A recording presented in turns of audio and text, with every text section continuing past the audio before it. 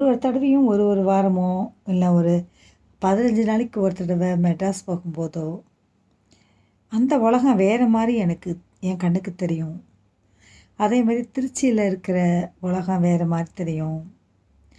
இங்க மக்கள் ரொம்ப அன்பா இருக்கிற மாதிரியும், அதே சென்னையில இருக்கிறவங்க,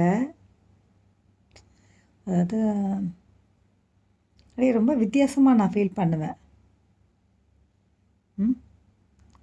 ரொம்ப வித்தியாசமா எப்படி நான் ஃபீல் பண்ணுவேன் அப்படின்னா, ஒரு ஒரு நாளும் அப்படியே ஒரு பெரிய விஷயமா நான் நைட்டு ஜேர்னி பண்ணும்போது, ட்ரெயின் ஜேர்னி பண்ணும்போது ரொம்ப வித்தியாசமா இருக்கும். நான் அதெல்லாம் ரசிப்பேன். நான் தூங்கவே மாட்டேன். ம். ஆ எப்படின்னா தூங்காம அப்படியே இந்த உலகத்த அப்படியே கண்ண தொறந்து பார்த்துட்டே போவேன். அப்படியே கண்ண தொறந்து பார்த்துட்டே போவேன். அப்படி இருக்கும்போது,